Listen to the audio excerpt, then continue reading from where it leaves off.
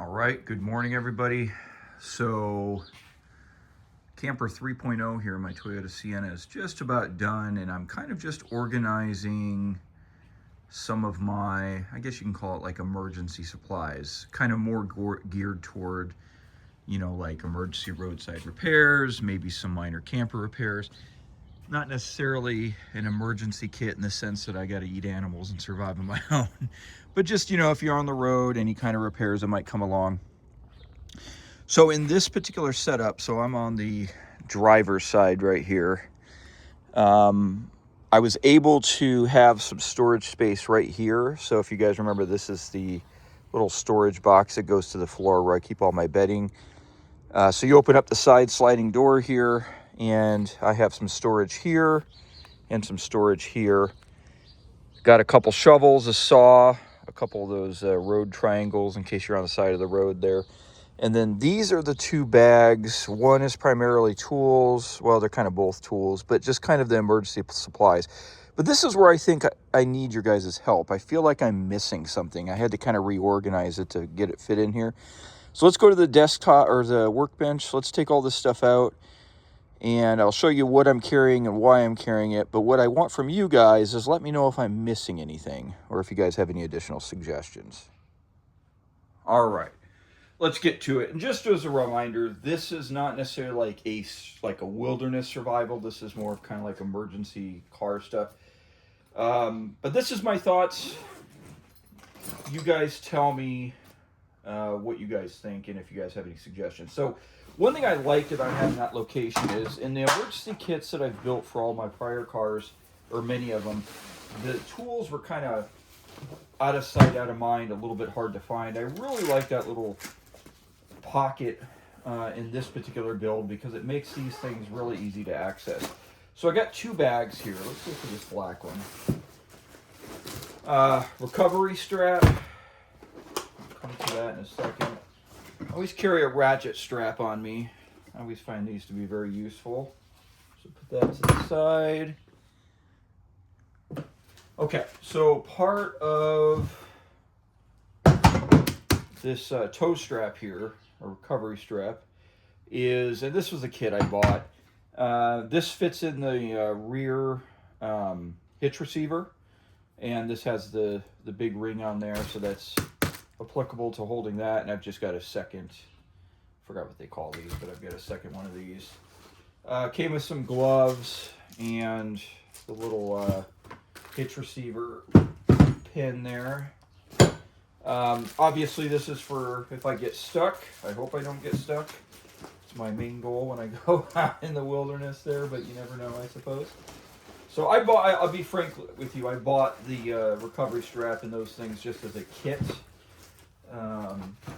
Okay, so now these are things that I've had. I can't even tell you how long ago I bought this, and obviously I've never used it. But I thought this was kind of a neat idea. It's basically like if you have a radiator hose blowout.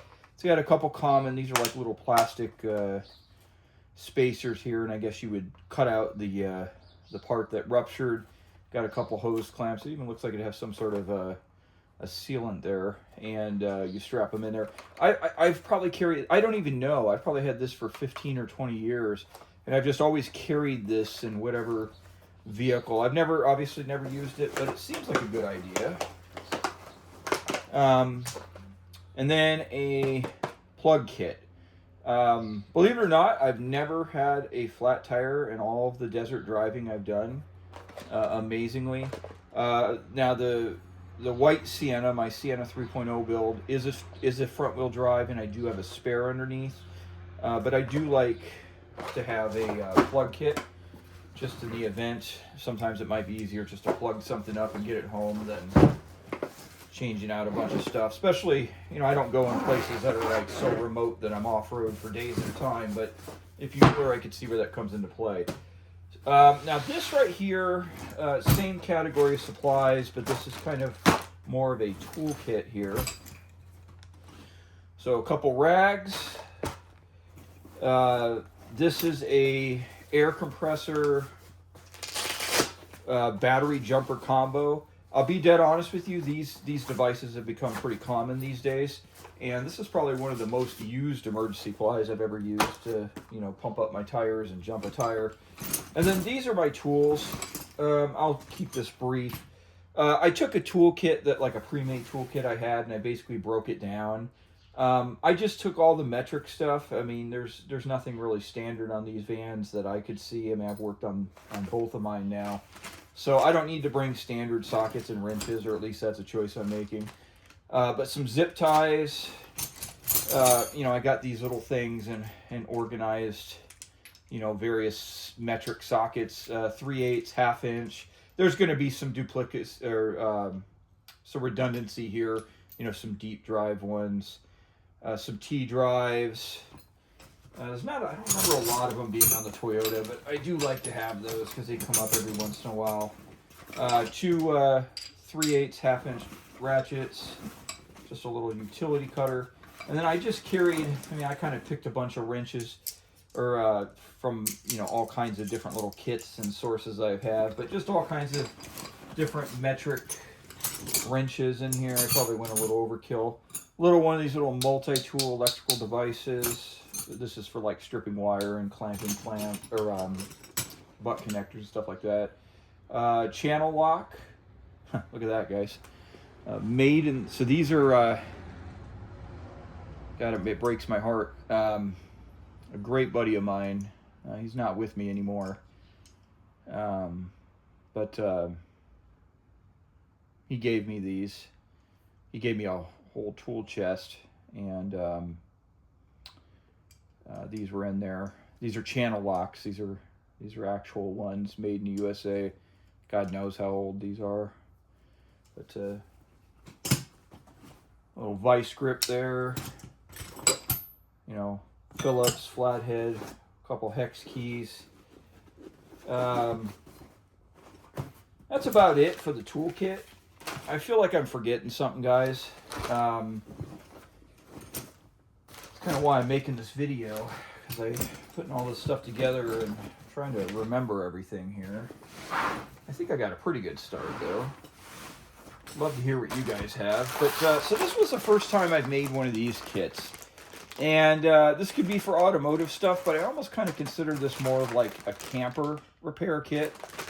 You know, like common stuff that might break in the camper itself. Now this might actually be more automotive based, but carried a couple screws. Now I'm not carrying a driver with me or anything, so these would be just hand screwed in, but figured it doesn't hurt. I carried a couple metric nuts and bolts, you know, just in case something gets lost. I just kind of guessed. I bought a box of metric bolts and nuts.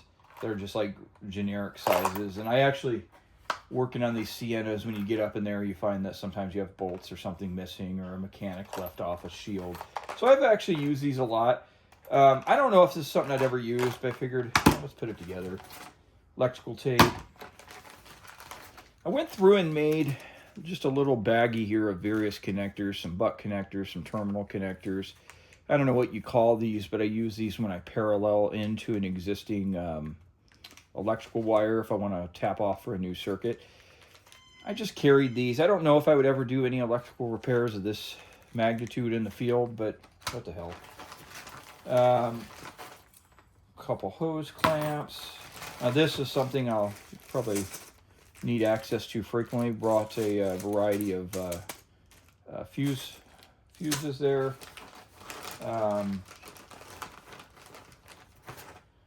Some baling wire.